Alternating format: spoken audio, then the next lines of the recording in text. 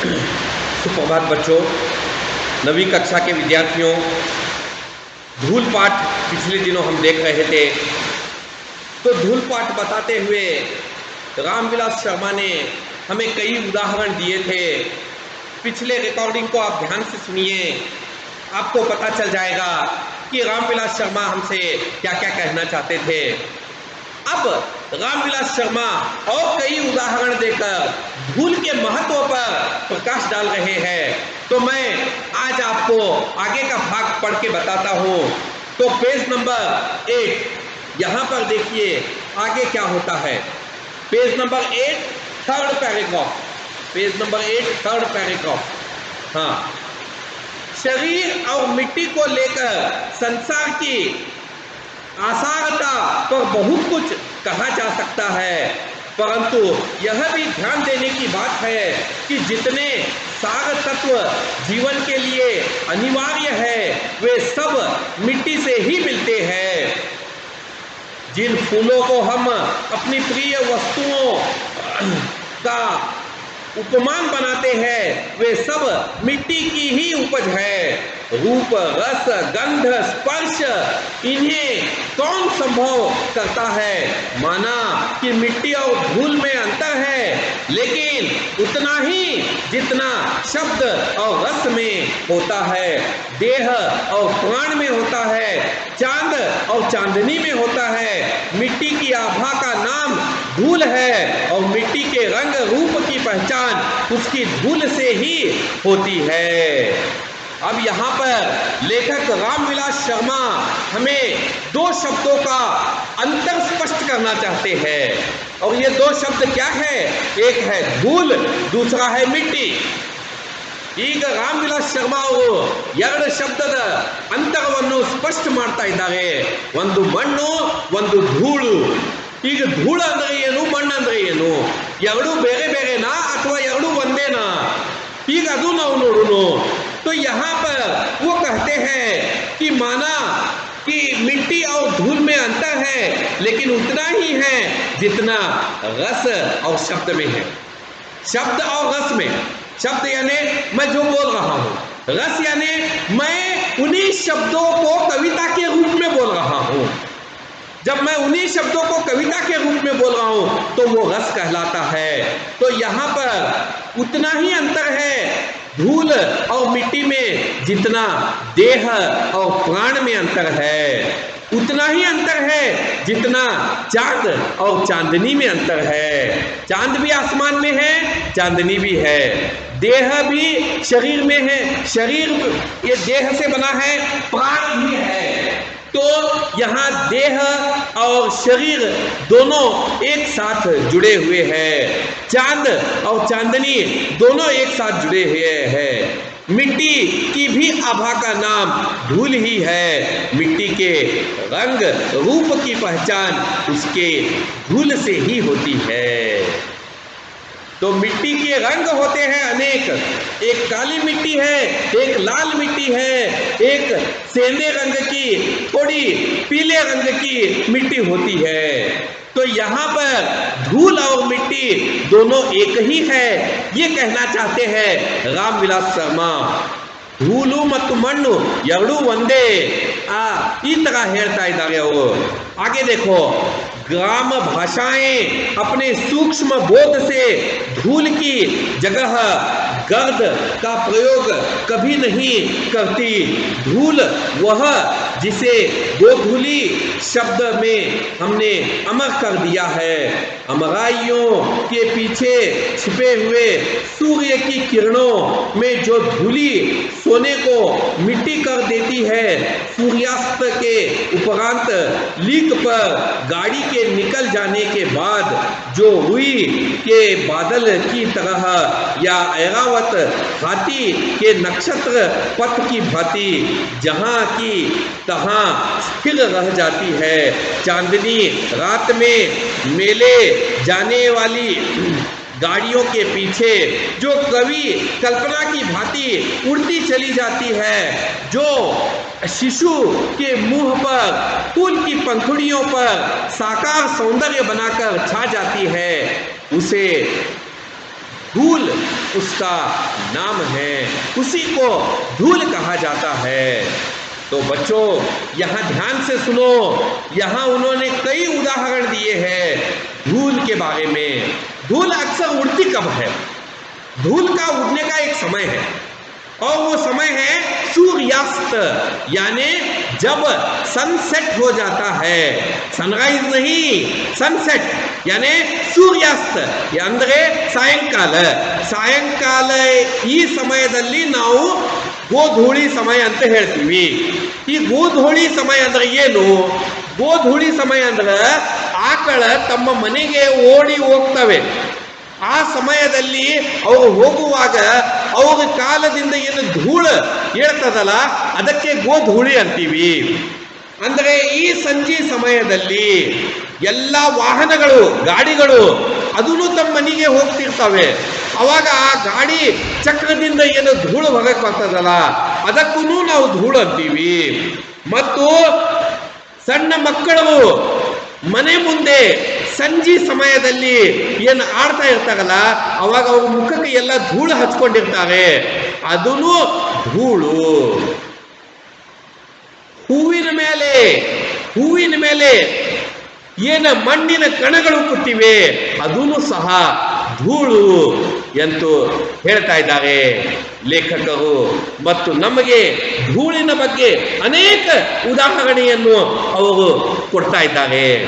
देखिए, धूल पर कितने कवियों ने अपनी कलम नहीं तोड़ दी, लेकिन यह गोधूली गांव की अपनी संपत्ति है जो शहरों के बाटे नहीं पड़ी। एक प्रसिद्ध पुस्तक विक्रेता के निमंत्रण पत्र में गोधूली की बेला में आने का आग्रह किया गया था, लेकिन शहर में धूल धक्कड़ के होते हुए भी गोधूली कहाँ? यह कविता की विडंबना थी। और गांवों में भी जिस धूली को कवियों ने अमर किया है वह हाथी घोड़ों पर पग संचालन से उत्पन्न होने वाली धूल नहीं है, वरन गोपालों के पदों की धूली है।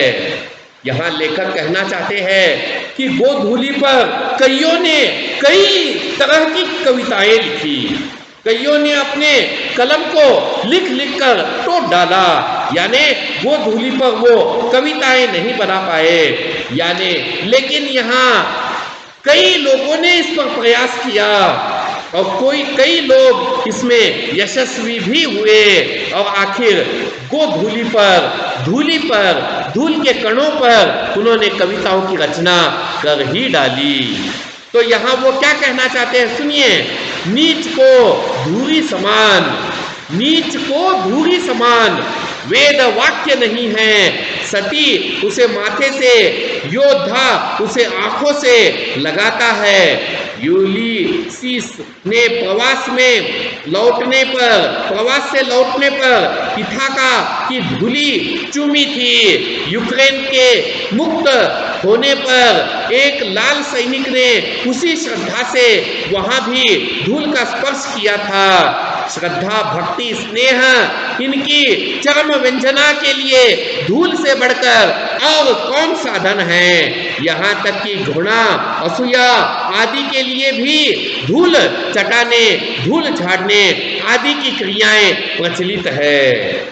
देखो बच्चों, धूल का महत्व तब बढ़ जाता है जब हम अपने गांव की मिट्टी को, जमीन की मिट्टी को ऐसे लेकर अपने माथे पर लगाते हैं।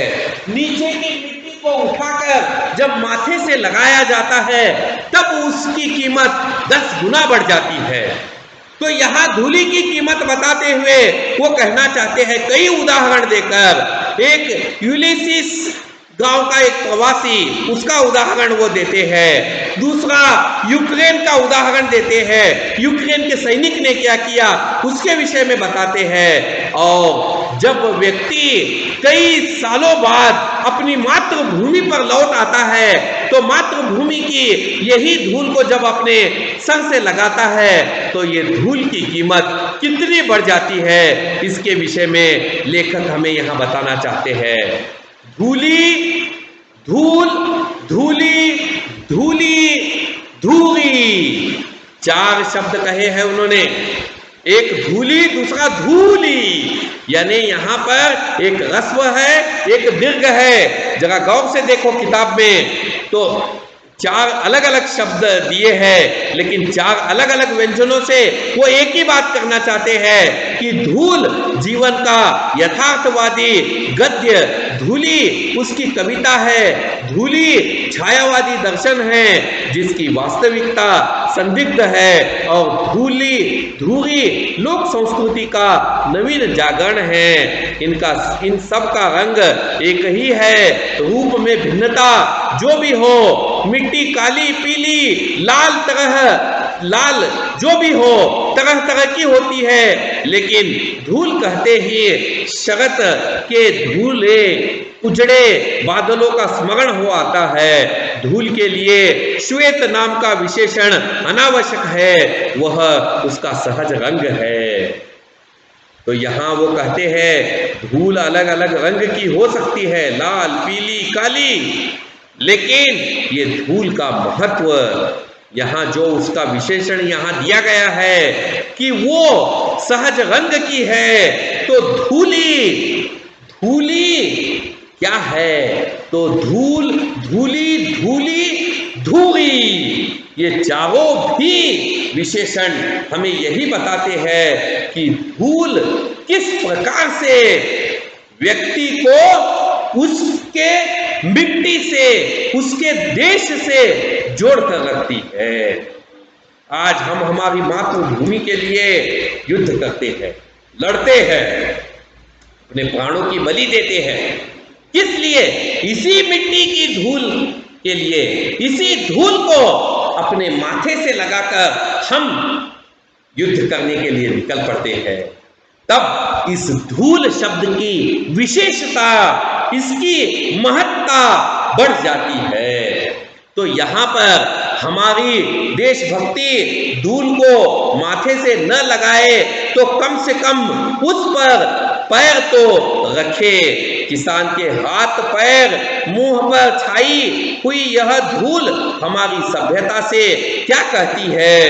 हम कांच को प्यार करते हैं, धूली भरे हीरे में धूल ही दिखाई देती है, भीतर की कांति आंखों से ओझल रहती है, लेकिन ये हीरे अमर है और एक दिन अपनी अमरता का प्रमाण भी देंगे।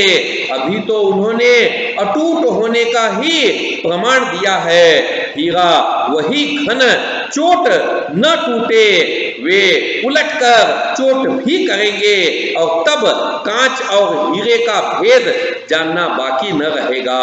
तब हम हीरे से लिपटी हुई धूल को भी माथे से लगाना सीख जाएंगे।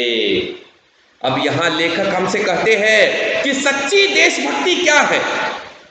सच्ची देशभक्ति वो है जब आप अपने धरती से प्रेम करोगे, चाहे आप किसान हो, चाहे आप सैनिक हो, आप इस मिट्टी से जुड़े हुए हो। और याद रखो, यहां पर धूल और हीरे में क्या अंतर है? धूल और हीरे में वही अंतर है, जो व्यक्ति अपने देश से सच्चा प्रेम करता है उसे ये धूल हीरे के समान नजर आती है, और जो व्यक्ति अपने देश से सच्चा प्रेम नहीं करता उसे यही धूल टूटे हुए कांच के टुकड़े के समान लगती है। ಈಗ ಒಂದು ಗಾಜಿನ ಟುಕಡಿ ಮತ್ತು ಒಂದು ವಜ್ರ, ಇದರಲ್ಲಿ ಬಹಳ ಅಂತರ ಇದೆ. ವಜ್ರ ನಾವು ರಾಜ ಅವರ ಕಿರೀಟದಲ್ಲಿ ನಾವು ನೋಡ್ತೀವಿ. ಯಾರು ಅರಸಿರ್ತಾರಲ್ಲ ಅವರು ತಮ್ಮ ಕಿರೀಟದಲ್ಲಿ ಆ ವಜ್ರವನ್ನು ಇಟ್ಕೊತಾರೆ.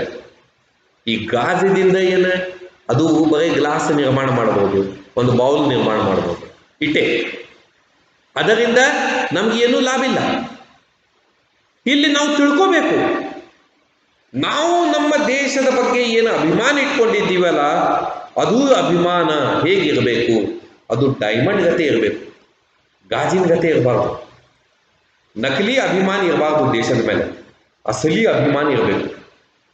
ನಾವು ಯಾವತ್ತೂ ದೇಶದ ಸಲುವಾಗಿ ದುಡಿತಾ ಇದ್ದೀವಿ, ದೇಶವನ್ನು ಕಾಪಾಡುವುದು ಸಲುವಾಗಿ ದುಡಿತಾ ಇದ್ದೀವಿ. ಇದು ನೆನಪಿಟ್ಕೊಂಡು ಕೆಲಸ ಮಾಡಬೇಕು. हम अपनी मिट्टी से जुड़े हुए हैं, हम इस धूल से जुड़े हुए हैं. जब ये बात हम स्पष्ट कर देंगे तो जीवन में हमें कभी कोई कष्ट नहीं आएगा. हमें इसे एक ऊंचा स्थान देना है. हीरे के समान हमें धूल को रखना है. धूल हमारे लिए कितनी महत्वपूर्ण है यह हमें समझना है. धूल का संबंध हमारी मातृभूमि से है, हमारी मिट्टी से है, और इससे हमें प्रेम करना सीखना चाहिए. रामविलास शर्मा के मन में इतने सारे विचार कैसे आए? केवल भोलानाथ को धूल में खेलते हुए देखकर उनके मन में देशभक्ति तक का बड़ा विचार आ गया, और वो सोचने लगे कि देशभक्ति ही सब कुछ है, देशभक्ति ही सर्वोत्तम है. देशभक्ति से ही हम अपनी और अपने देश की उन्नति कर सकते हैं. देश प्रेम होना चाहिए.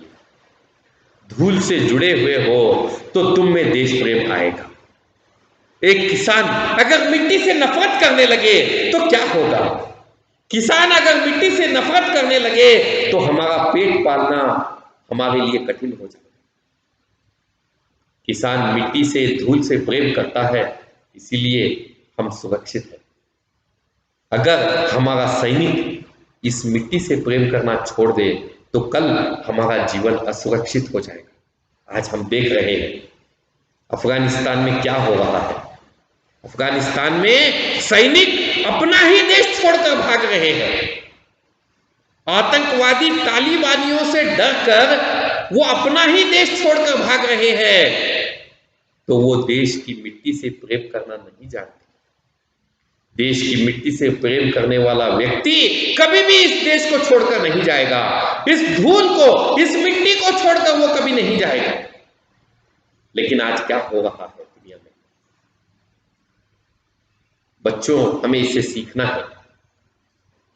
हमें अपनी मिट्टी से सदा ही वो प्रेम करना है. हमें अपनी मिट्टी से हमेशा जुड़े रहना है.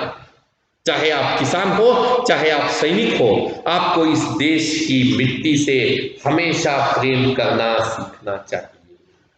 यही धूल पाठ हमें सिखाता है. धूल से हम सिर्फ यही बात सीख सकते हैं बच्चों. तो आज के लिए इतना ही. आज ये पाठ समाप्त होता है. और मैंने आपको इसके प्रश्नोत्तर भेजे हैं PDF के रूप में. अब इसका बचा हुआ जो भी व्याकरण भाग है वो अगले सप्ताह मैं PDF के रूप में भेजूंगा. आप उसे अच्छी तरह से लिख लीजिए. 9वीं कक्षा के और 10वीं कक्षा के विद्यार्थियों को ज़्यादा से ज़्यादा लिखान आना चाहिए, और वो जितना अच्छा लिखना सीखेंगे आने वाले भविष्य में उन्हें उसका उतना ही लाभ होगा. मिलते हैं अगले पीरियड में. धन्यवाद.